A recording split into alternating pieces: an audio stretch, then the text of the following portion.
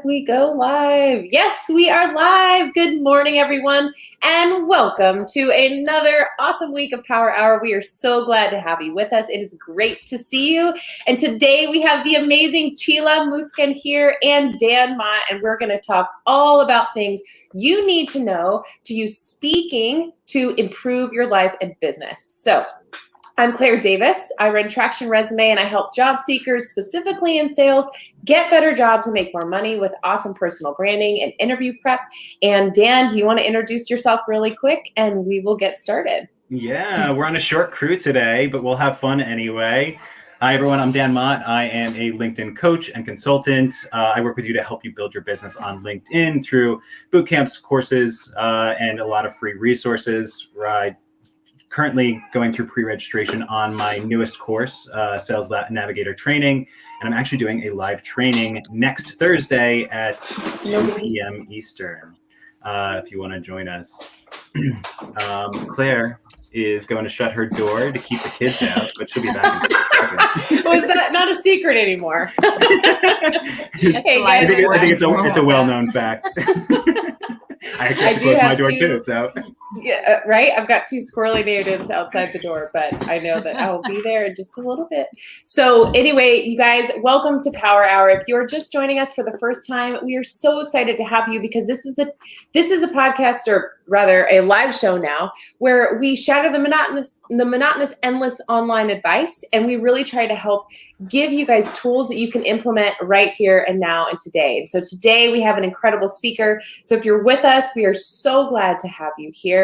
Whether you're an entrepreneur or solopreneur, or you're a job seeker and you're looking to get ahead with some soft skills, we are so excited to have everybody with us today. And let us know where you're tuning in from, because we would love to see where you're catching us live. So if you are returning, welcome back. Today, I am really excited to introduce someone to you who struck a chord with me immediately when I heard her speak on her podcast, and also over on Erin Geiger's podcast, Small Business, Big Mindset.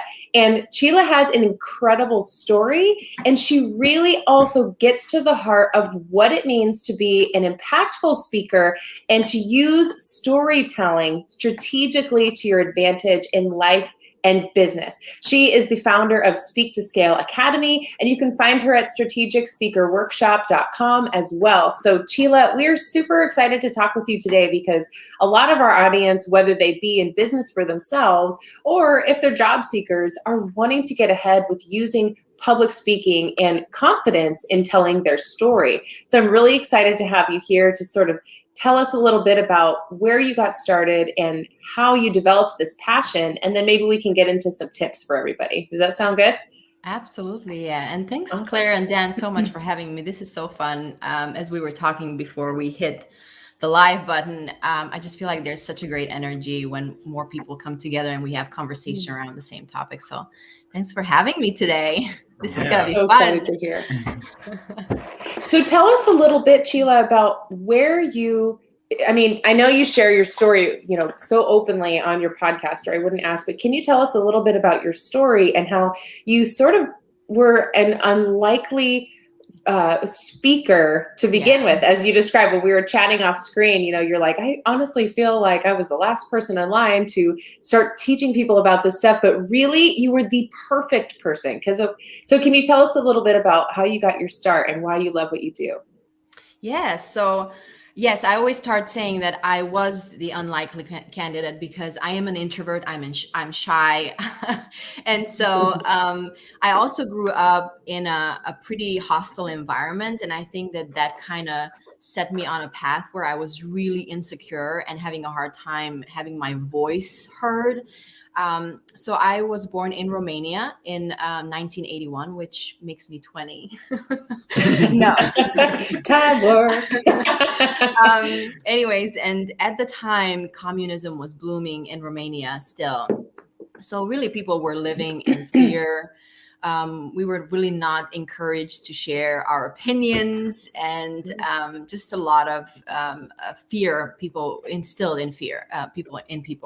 And so I grew up in that environment, and so I grew up to be not really feeling comfortable to share my voice, my opinion. And then on top of that, I was born into a home that was highly dysfunctional. And my parents were really not getting along. And so the environment at home was just very hostile. And so I turned into an insecure teenager, an insecure young adult, and I was really having a hard time making connections, relationships. And so I always find it funny when people now tell me that, wow, you look so confident when you speak, and when you're on stage, you just come across so calm. It looks natural. It looks effortless. And that's why I say that my story should be an encouragement to everybody, because if I can become that confident and calm speaker, pretty much anybody can do it. It came at the price of a lot of practice, of watching a lot of confident speakers on stage, learning how they do it, having being trained by some of the best. John Maxwell is the John Maxwell coaching program is the one that I went through as a speaker. And so, long story short, I now run the Speak to Scale Academy, or Speak to Scale website, where I teach entrepreneurs and female business owners. More specifically, I think I would say 95% of my audience is female business owners. Just how to not only clarify their brand message, clarify a standout brand message, but then also take that message to the stage, because I feel like a lot of the business owners I work with want to establish themselves, their names in the industry, as a go-to expert. And one of the best ways to do that, to really come across as the authority in your niche, I feel like, is public speaking.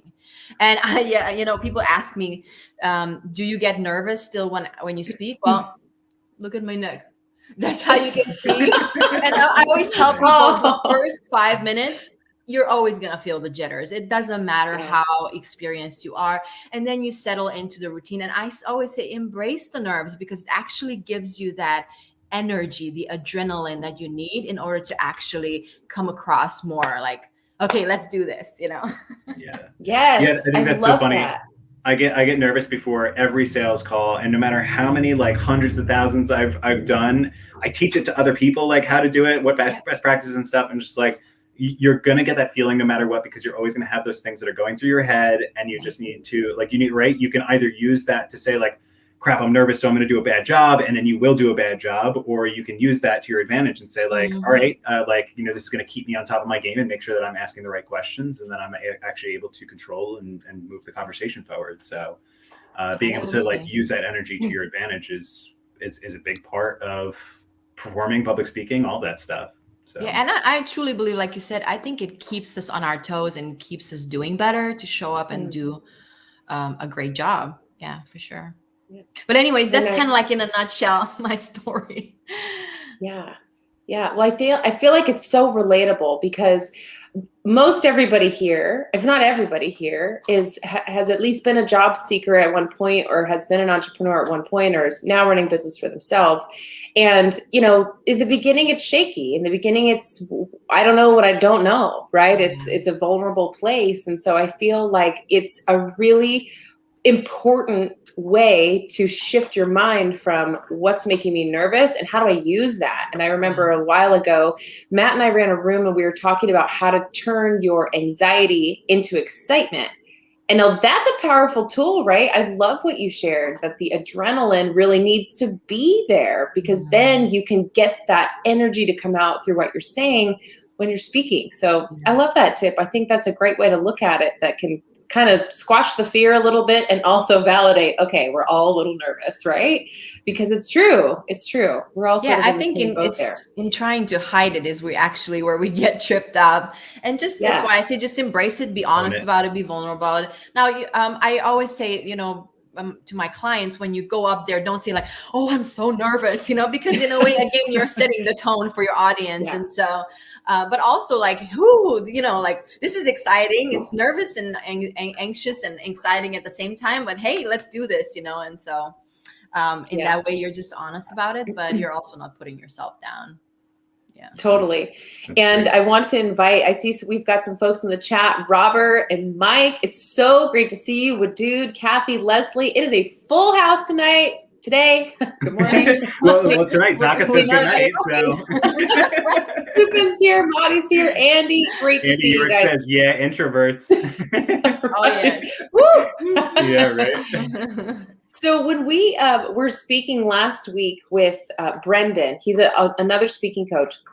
He was talking about how introverts actually can have a greater advantage when it comes to public speaking, which I think is turning the idea on its head a little bit, because a lot of times when we think like, okay, really, are you an extrovert or an introvert? If you're an introvert, you like to, hole away and you're afraid to speak. But really, he brought to light some things that I thought were very interesting about how introverts are traditionally better listeners, how introverts tend to think before they start speaking, which I'm extrovert right here. I'm totally guilty of speaking without really processing all the angles first. Guilty. So I find that Dan's like, wait, I'm standing over there. So I find that to be really interesting. And so I was curious to see if you felt like at this point you found your being an introvert to be a little bit of a superpower. Absolutely. And it's something that I didn't think of before, but I actually did a reel on this on my Instagram, why introverts make for better public speakers. Okay. I think I shared like 3 or 4 things on it, but I think one of the reasons why, as who was the previous speaker that you had on? Brendan Kumarasamy. Brendan. Okay. Brendan. Yeah. As Brendan said, introverts are better listeners. They also, introverts are better at reading people because they're in a way constantly observing. And so, reading the audience better, but then also creating a really killer message takes a lot of preparation. And actually all of that happens inside closed doors, in the quiet. It's not happening on the stage, right?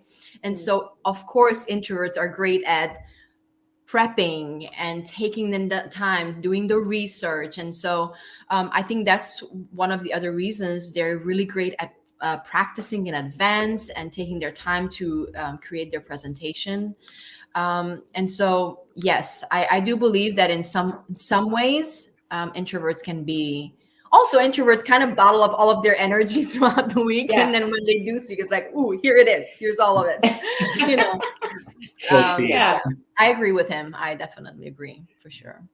Leslie now, I'm Holt not says, saying that extroverts cannot be amazing speakers. I'm just saying that I think this is a belief that many introverts have or use as an excuse, I should say, that they cannot be public speakers. Yeah. They're using it as their superpower. Yeah, exactly. Yeah. Exactly. Leslie Holt says a great book for introverts is Quiet by Susan Cain. Awesome. So chat, if you have any questions about public speaking, like what are your biggest fears? Like what holds you back from public speaking? What do you think, like what questions do you have that would make you better? And Csilla, I guess a good question for you would be like your clients, the people that you work with, or people who even just reach out to you, like via email or social media. What are some of the first questions that they have, concerns that they have when it comes to public speaking? So the very first question and the most often asked question I get asked is, how can I become more confident? And I feel like, especially with the year that we are coming out of, even people who felt comfortable kind of gotten out of the routine, because a lot of our, especially physical stages, obviously, opportunities have kind of been taken away. And public speaking, just like anything else, is a skill. It's like a muscle. If you don't practice it, it's going to atrophy over time. And so the first thing that I always tell my clients is that confidence comes with practice. But there are usually 3 things that I tell people when it comes to boosting their confidence as a speaker. The first is that you need to strategically prepare, meaning that follow some sort of a system that's going to help you create a presentation that not only is entertaining and it's engaging, but it's also moving people into taking action on whatever you are sharing, right? So that's the very first thing. If you know what you're going to be talking about and you know where this is all leading, then the confusion is taken out of it, and that immediately already makes you feel more at ease. Okay, so I know what I'm doing. I know what this presentation is going to look like, where it's headed. Then practicing. I always tell my clients, I even to this day, whenever I do a keynote message, I practice 10 times at least before I actually deliver the presentation. Now, I'm not memorizing the presentation, but what I'm doing is that I have my, my opening, I have the middle section, which has 3 to 5 supporting points. I know the stories that go with each point, and then I know what my closing is going to look like. And so I go through the whole thing 10 times, just like I would be presenting in front of a group. And so that means I'm standing up and I'm talking like there's people in the audience. And sometimes I would even record myself on video just so I can see what I'm doing. Now it's awkward to watch it back, but it's just so eye-opening at the same time. Like, what am I doing? Am I actually smiling? Because that's another thing. Sometimes I can get so intense that it's like, whoa, I come off scary. Like, I need to put a little bit more smile there. When I get passionate about talking about topics that I enjoy, I actually get very intense, scary intense. So I'm like, I need to back it off a little bit here. So Me too.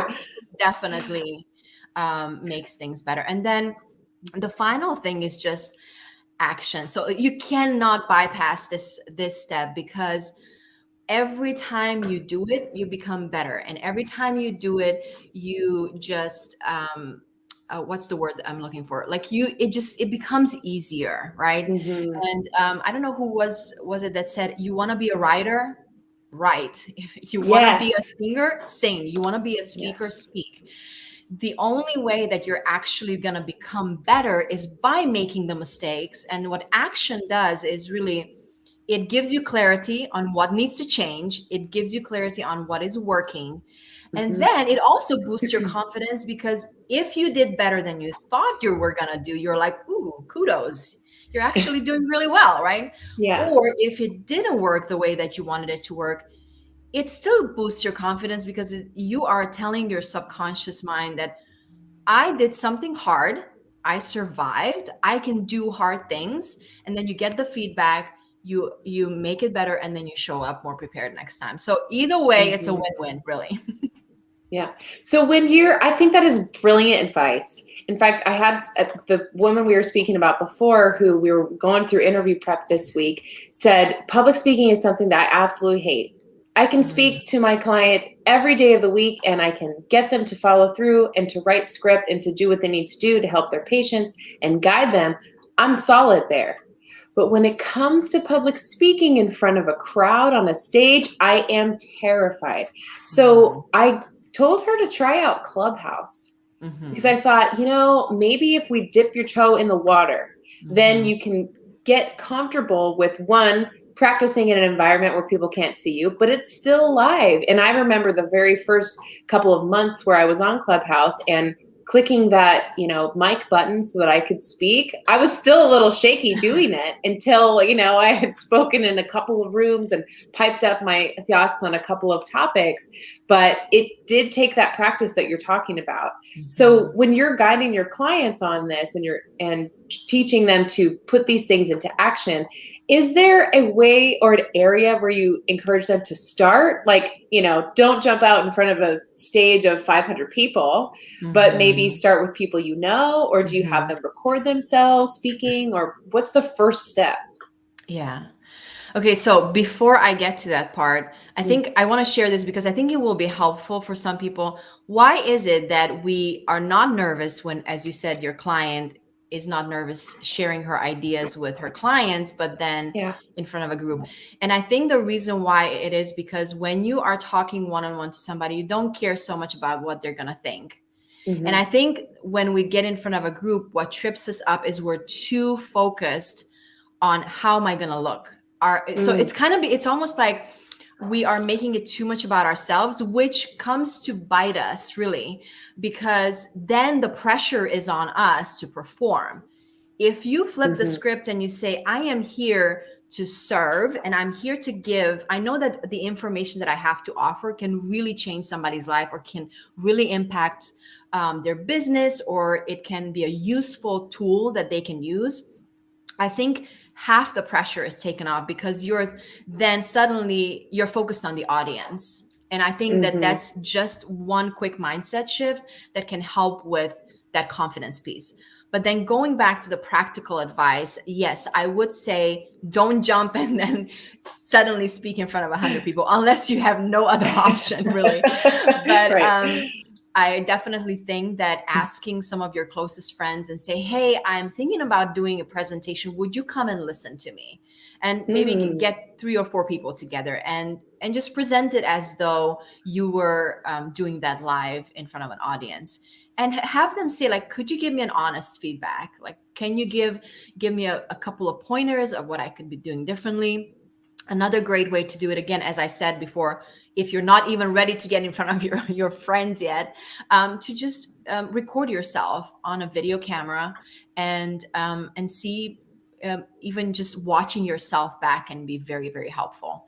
And then apps like Clubhouse are great because your face is not there. Now, I know, again, being someone who's been speaking on stages for 20 years now, when I first got on Clubhouse and I had to introduce myself at one of the networking events, my voice was kind of shaky. I was like, this is nerve-wracking. Anything that's new is going to take some practice, and so I think it helps people to know that they're not alone, that even seasoned veterans who are speakers who have been doing this for a long time are still going to be struggling with it. Now, obviously, when it comes to, because you practice so many times, you're able to kind of control your voice more and gain control over it faster. But again, it came at the expense of a lot of practice. So just keep that in mind. Yeah. And Paige says, yes and amen. Great tip. I am here to serve and give. I think you made a great point, right? Like, you can't be focused on yourself, because if you're focused on yourself, you're not giving a good presentation to your audience. So by focusing on them, you can make it about them, and you can make it more actionable. You can make it more appealing for them to listen. So I think that's really, an important component there. Yes. And I was going to say that I know that there is a well-known speaker who does it, and I don't know if it's Tony Robbins or somebody else, but during one of his big events, he has people come up who are terrified of public speaking. And what he does is that he has people standing up in the audience and say, I've lost my husband, or I've lost a child, like people who really have grief. And he says, now imagine that these people would not get any of the encouragement that you are bringing today unless you show up. And it's funny how their demeanor, everything changes immediately. It's like, okay, yes, I'm here. I want to give the encouragement for the people grieving, because suddenly it's all about them. And then that also takes the pressure away from you having to perform, really. Yeah. Takes their mind off the fact that they're doing it. Yeah. Right. And at the end of the day, I feel like, especially wherever you are in your career, if you have your own business, at the end of the day, we want to help others, right? We want to help others. I think it's a core human trait. If you see somebody who's hurt, you wonder why, and you typically go check it out and want to help.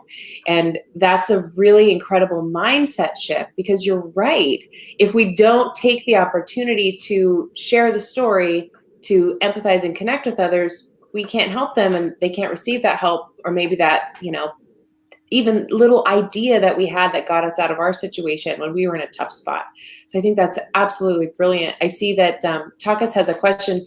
He says, when you're standing in front of an audience while speaking, have you ever experienced where you suddenly forgot what you were going to say, and how did you handle it? I would love to hear your thoughts on that, Csilla. Yeah. I do that just when in conversations one-on-one with people too. So yeah. Okay. So it has happened for sure. And that's why I don't recommend people to memorize their presentations. If you can have just literally knowing what story you're going to tell at the beginning, what are the maybe 3 to 5 points that you're going to touch on, because then even if you skip over one, then, nobody's going to notice it really, except you. But one of the things that we were taught, because my background is, as I said, I'm a singer. That's how I started out, by singing on stage and touring. And we were always told that if you missed your lyrics, or you messed up, Just keep on singing. Nobody is gonna know, really, unless you stop and you're like, oh no, like what just happened? Because then automatically you're giving people in the audience the cue that I messed up, right? But otherwise they wouldn't notice. And so I would just say, first of all, don't memorize your presentation, because if you do, if you skip, you're really gonna not be able to pick up where you left off. And so if you forget what your next point is, just whatever you think of next, go there. And then it'll come to you probably, or go to a story that you can that you're going to tell with that point. Now, I don't know if that's helpful or not, but that's what I usually do. Yeah, that's great advice. You just have to keep, like, the show must go on, right? Yes. I mean, there's a reason that's common in any kind of performance. I remember when I was studying art, there was this amazing painting by Van Gogh, and for years they were just deliberating over what this one blotch was on the side. Like, is it a hay bale? Is it like someone hiding in a bush? And I think eventually the conclusion was he just messed up, but had to keep going. And so he wasn't going to stop. You just have to keep creating your art and keep moving forward. I think that's brilliant advice. Yeah. So so you've got your presentation, you know what you're going to talk about, you've set it up. How do you know when you have your own business that it's time to scale it and then do so with public speaking? Can you talk a little bit about, kind of at the baseline, what that means? Yeah, so I definitely personally would not encourage someone who is just starting out to go to public speaking, because I would say there are a couple of things you need to have in place. So in order to use public speaking effectively to grow your business and to get your name out there. So you probably want to know what your message is, what your core message is as a brand. And then you probably want to have some back end offers or services that you're leading people to that's already established, and you're like, this is what I want to be known for. So just like in the online space, and I know that so many of us make the mistake of not wanting to really narrow in on our focus, on our niche, or what we're known for. I guess the same thing goes for public speaking. You don't want to be speaking on everything just to speak, right? Now, if that's the first objective, is to get practice, then obviously speaking in front of all kinds of audiences on all kinds of messages is not that big of a deal. But the people that I work with most of the time are business owners who want to be, as I said, establish credibility and their name as an authority figure.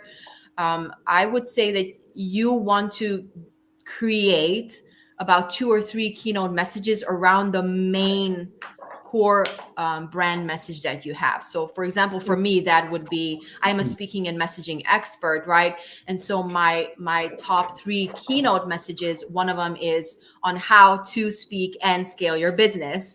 The second one is how to tell stories within your business so that you move people in the decision-making process.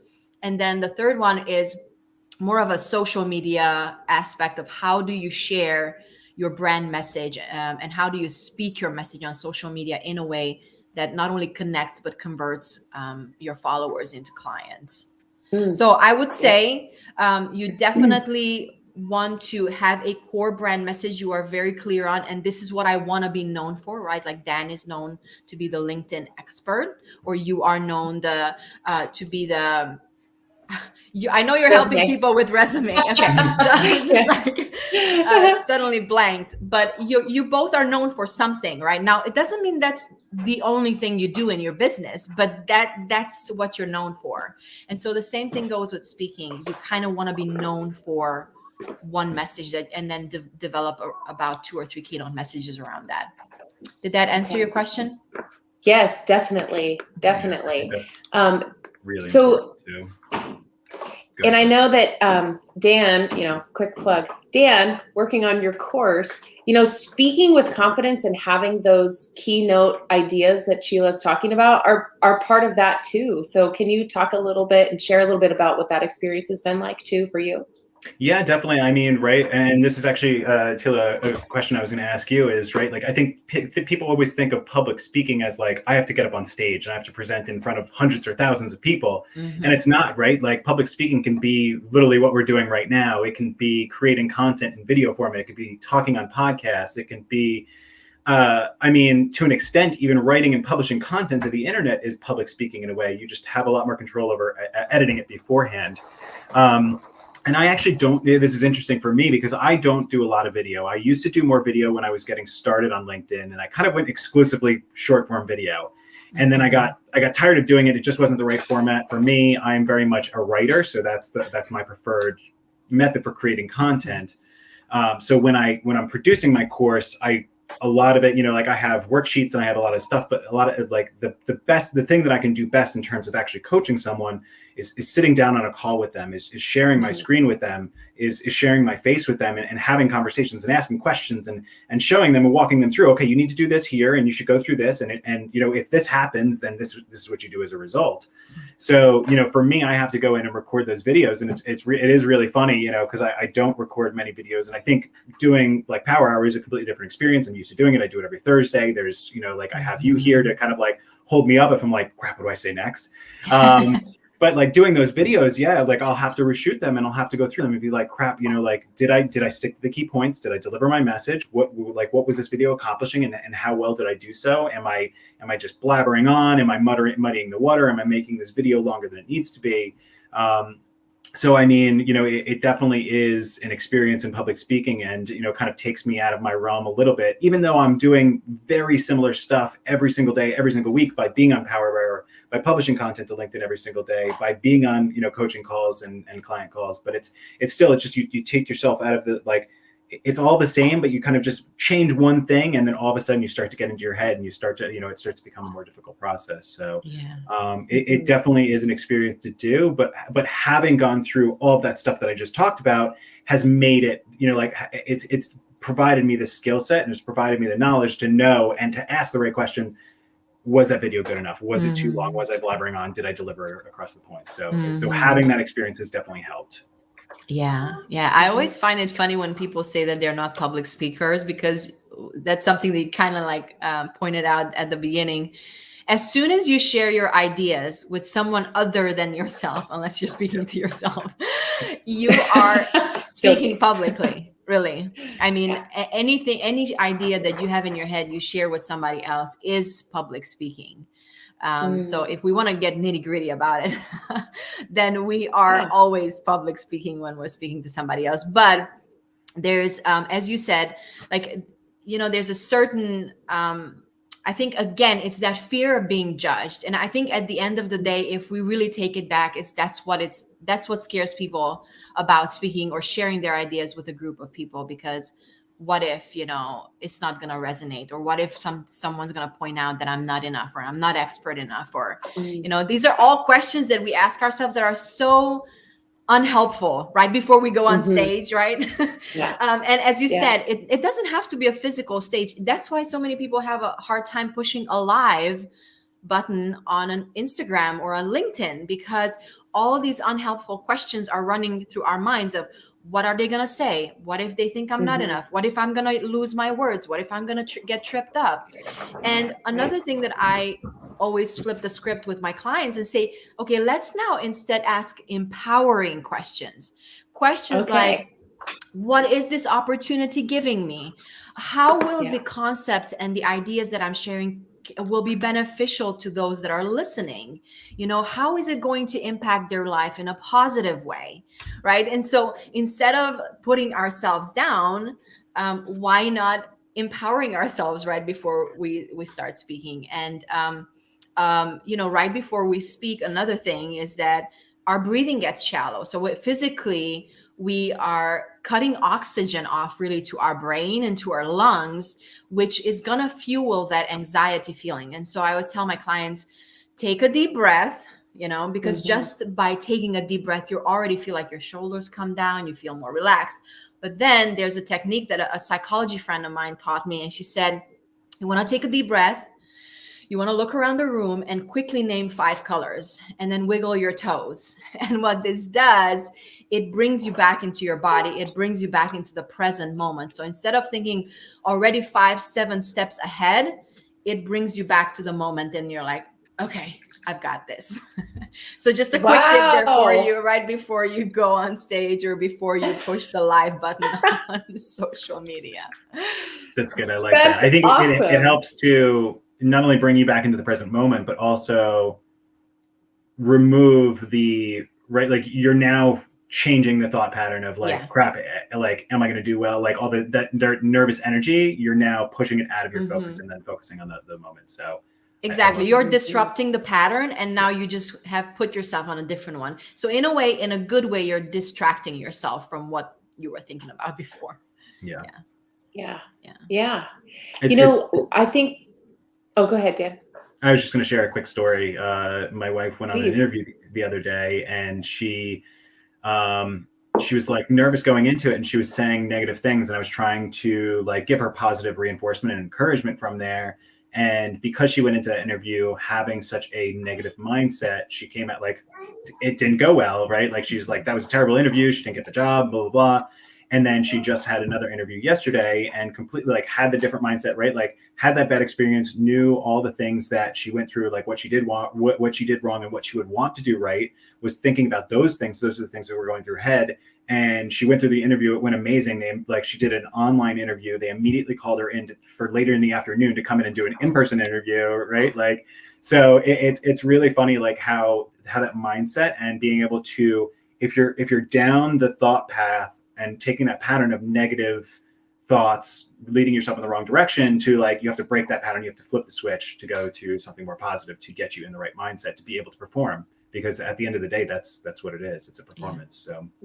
Yeah, and that's one of the reasons why even inside my Speak to Scale Academy, in the core training curriculum, the first thing that I deal with is the mindset. Is because if you truly believe that you are not capable of becoming a great speaker, a successful speaker, that's going to hold you back.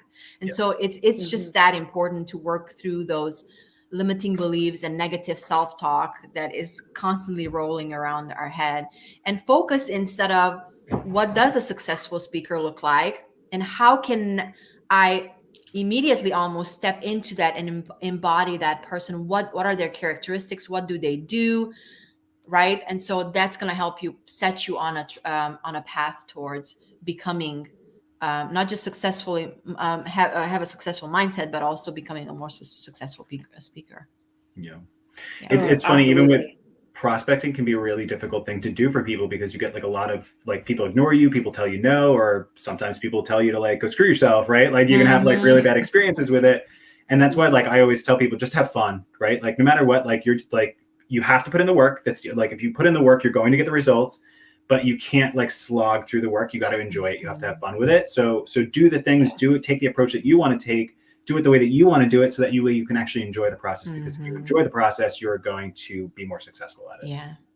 And for those listening or watching, can I give you a word of advice? 99% of the time people will say no. This is coming from someone who, when I live in Nashville, right? Nashville is known to be the singer's market. Like everybody is a singer and they are all amazing, by the way.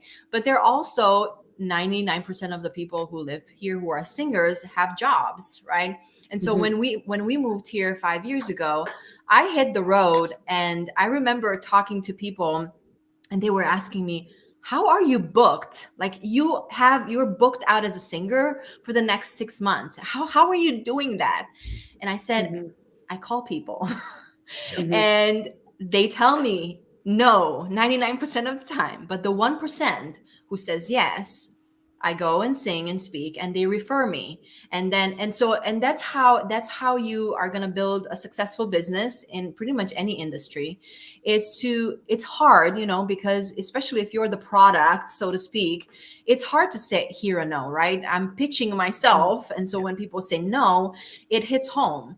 But then I also keep in mind that 1% that do say yes leads to so many amazing things. And so I can tell you so many stories of 1% saying yes, speaking on their stage, getting 5 more bookings for people sitting in the audience, literally. And so it's worth it. it's worth it. It's not easy, but it's worth it for sure. Yeah. And you always have to think too that those 99% people aren't saying no because of you. They're not saying no to you. What you're doing is you're qualifying them out. You're not the right fit for me. Mm-hmm. I'm glad I reached out to you to confirm that information. So, and from what I hear, 50% of those people are going to become your clients later on.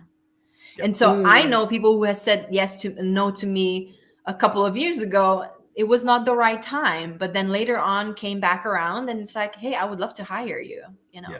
And so keep that always in mind when you are responding for a rejection. You want to be graceful and you say, hey, I understand completely. You know, if in the future you change your mind, so you still want to serve them well because you never know. And again, 50% of them will most likely come back later on at some point. Which is why nurturing those relationships is so incredibly important. Absolutely. Because if you if you just like, okay, no, fine, totally get it. And then you never talk to that person again, they're going to forget you exist and they're not going to come back. Whereas opposed to if you're able to stay in touch with them, if you're able to stay in contact and build that relationship, that's going to be the reason that they're coming back. Absolutely. That's so true. That's so true. And a lot of times they'll come back and say, okay, I wasn't ready then, but now I've seen you a million times. Or, you know, I think the stat now is you have to hear a message 16 times for it to really sink in once. And so then people are ready to take action, but might have even just been timing. You never know. Yeah. So that's really important. That's a great point. Csilla, go ahead, Dan. I was just going to really quick, because this is like something I'm like honing in right now on, is because a lot of people have said that to me recently. And I'm like, yes, but remember that those 16 touch points aren't, hey, just following up. Hey, just following up. Did you get my last 9 messages? So like, I've been having a lot of fun with this. Like you have to add value every single time. Every one of those conversations has to be a give. Yeah. Like give away free resources, answer questions, provide, like do whatever you can to help people. That should be the reason that you're reaching out to them. Sorry, go ahead. Yeah.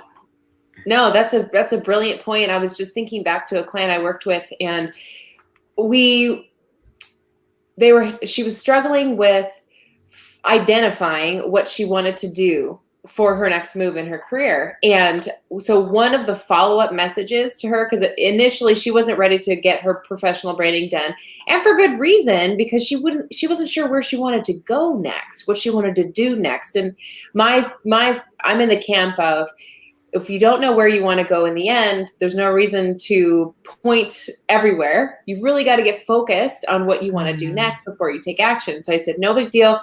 I'll keep in touch with you, of course. And then when you're ready, let's do this. And one of the follow-up messages I sent her was a story from my career that I thought could help because it related to her situation. And I think the reason that she then said, okay, I'm all in, was because not only she identified what she wanted to do, but she could also relate to my story. And I only bring that up because I thought, well, I feel like you're in this spot and I've been in that spot before, and I want to help you and show you that you can get out of that place of feeling stuck. And I know, Csilla, you talk a lot about the deep connection that you can create with an audience through storytelling. See, this is where I'm going, guys, storytelling. And so one of those ways to follow up with clients that I use is I infuse my messages with a personal story or a bit that I feel can really relate, that they can grab onto and see themselves in. So Csilla, I was wondering if you could talk a little bit about how you use storytelling to really connect with your audience and why that's important in the first place. It's a shame Matt's not here for this one. I saw that he's a story strategist. I was like, maybe he should be the one. I mean, I find it fascinating, storytelling, and especially how to use it for business, because I think we start talking more and more about it. But back even a couple of years ago, I don't think it was a thing, storytelling for business so much. And for me personally, I think I kind of happened upon it by accident, because when I was singing on stage, I just saw audiences when there was a really well-written song that literally told a story. People would be weeping, like they would connect with the words of the song. And of course, the combination of the two, also the melody and the words, like they're so powerful together. But the thing is, I've been reading several books on storytelling as it relates to business. And, we all know we have the left side to our brain, right side to our brain. Left side is more analytical, more statistics driven, and just kind of like the facts, And then the right side is more the intuitive and the feeling and emotional. And while we like to think that we make our decisions based on rational thought, research actually shows that at the very point of decision making, we make our decision based on emotions. But we do use our left side to kind of like, in a way, say kudos. See, like you've used the statistics, the data to, in a way, to make your decision, but really we're just using it as a not as a prop, but it's like to justify our decisions basically.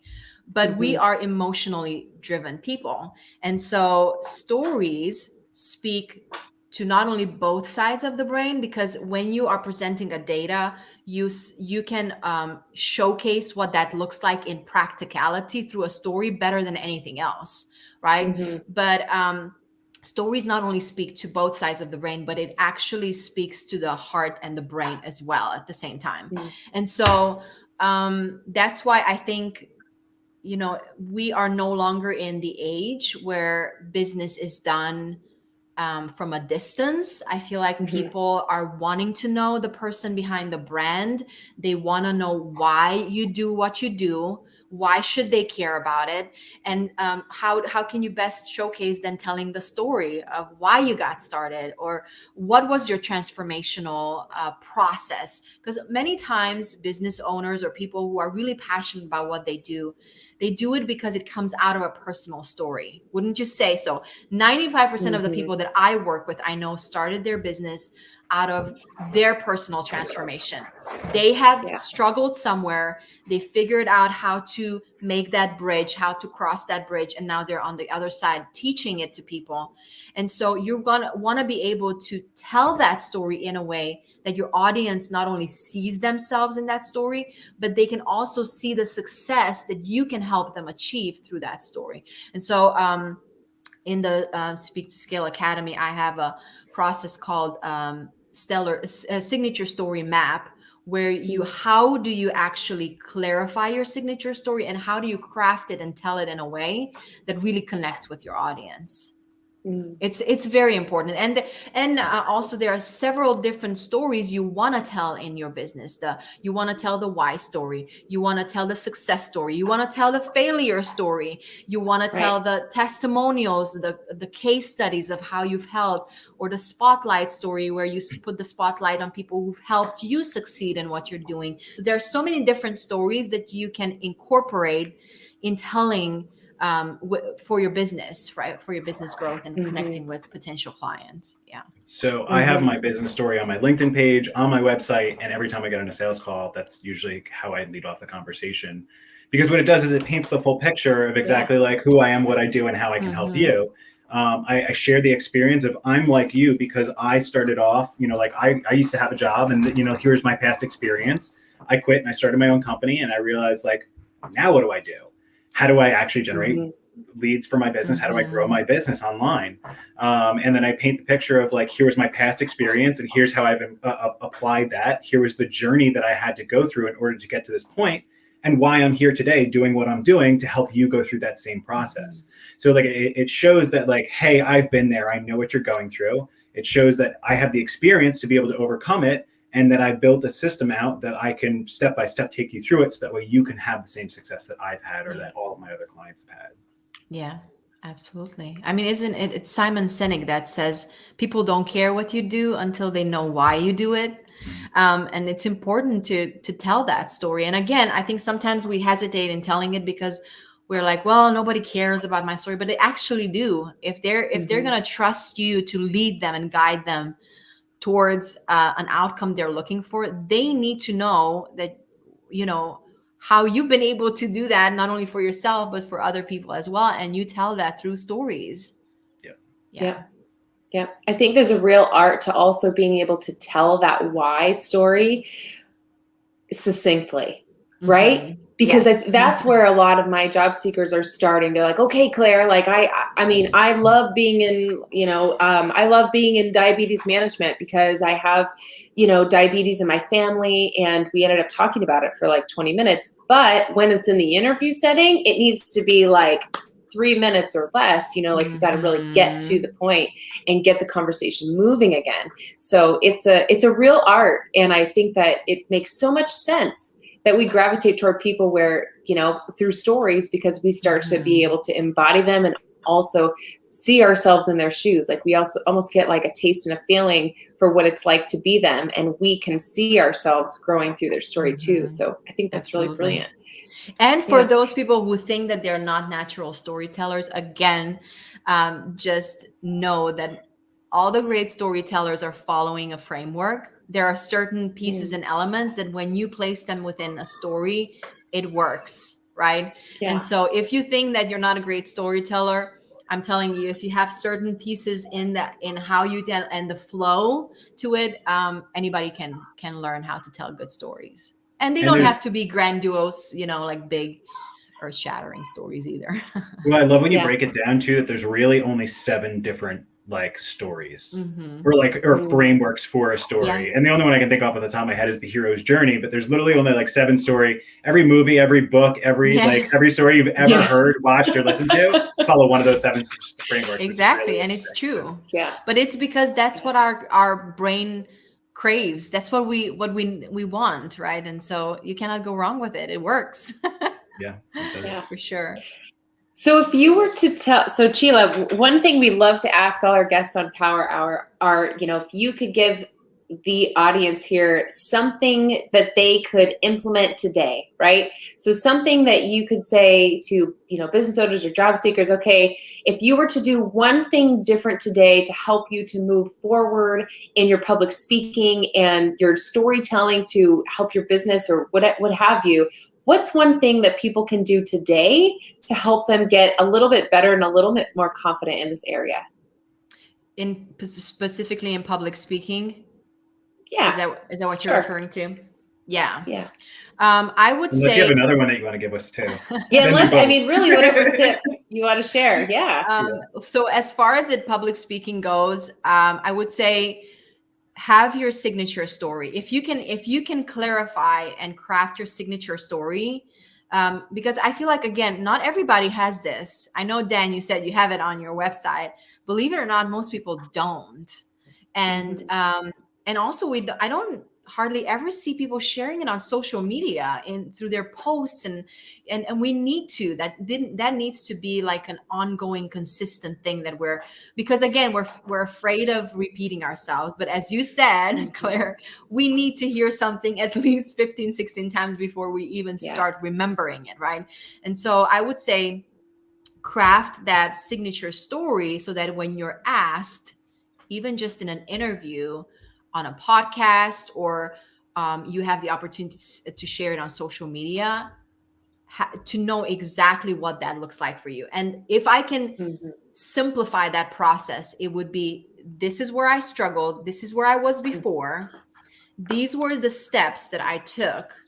And this is what it looks like now afterwards, right?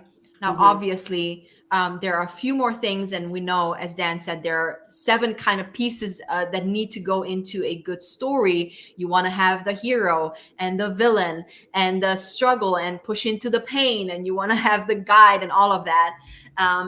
But I would say don't even get caught up in that. If you can just simplify it, this is where I was, this is what I did, this is how I got on the other side of it, and I can help you do the same thing. I would say having that first piece in place will help you with sharing your story. As far as social media goes, in an interview, talking to somebody else, on a phone call, right? It really helps with that piece of even building your keynote message around your signature story, right? So that would be one. And as far as business goes, I think one that was super helpful to me a few years back is to always do the first thing, the hardest thing first. I think we all know intuitively in our business, what is that revenue producing activity? And it's most likely also the scariest thing that And so if I can get Go it email out of 50 the way, people. yes. If I can get it out of the way in the morning while I still have my willpower, really. Yeah. And so for me, back in the day when I was booking myself for stages, it was to reach out. I would block out the first 2 hours of my day and just do that relationship building, pitching myself to stages, because that was the hardest thing, but I knew that was going to drive forward my speaking business. And that's what it did. But it's also the scariest thing. And so I would say, as far as business goes, if I would recommend just figuring out what is that number one revenue producing activity and get it out of as early as possible in the day. I think everything else after that in the day is going to feel like a walk in the park. That's Love a great that. point. And let's make your public speaking action item a little bit more actionable. Go share your story on LinkedIn and tag the Power Hour crew in it, and we'll check it out. We'll read it. We'll comment on it, and we'd love to hear your story, and then we can share ours with you as well. You are speaking my language, Dan. Love it. All about let's we're make this very tangible. Yeah. So I love it. And we're crossing our paths. So public speaking and LinkedIn. Absolutely. Yes, absolutely. And so you guys go do that today. And if you're not following or connected with Csilla yet, don't wait. Absolutely do it. And Csilla, can you tell us everywhere where we can and everyone here can find you online? Yes. So I'm going to give you one place, because that's another thing I teach my speakers. Okay. Send people to one place. One call to Don't action. confuse them. Okay. And so speaktoscaleacademy.com. That's the one place I would love. If you are interested in using public speaking, not just on a physical stage, I'm talking about LinkedIn Live, IG Live. I'm talking about going to somebody else's Facebook group and teaching on your expertise. All of those things are public speaking, and all of those things can scale your business. So speaktoscaleacademy.com. Awesome. I love I your popped kids. it in the chat. They're too. like part of the I know, conversation. sorry. No, I have It's a two wild kids, so house I'm over good. They're practicing their public speaking. Exactly. They Good job. Csilla, we are so grateful for your time today. Thank you so much. Everybody go and check out speaktoscaleacademy.com. Be sure to connect with Csilla today too. And thank you so much for your time. I know I have 2 pages of notes from just this conversation, and I know that the strategies that you've given us today will help anybody, whether they're an entrepreneur in business for themselves or a job seeker as well. So thank you so much for your time and your openness and sharing your story. Yeah, Claire, Dan, thanks so much for having me. I had a ton of fun. So thank you for allowing me to speak to your audience. Appreciate it. Definitely. Oh my gosh. Thanks for being here, Csilla. And same to you, everyone in the audience. We always love when you show up and hang out with us. Yes, thank you guys so much. And we as we always say, time is our greatest commodity. So the fact that you chose to spend it with us this morning is really special. Thank you so much, everybody, for your time. And with that, we'll see you next week with another awesome Power Hour. Have a great day, everybody. Bye. Bye.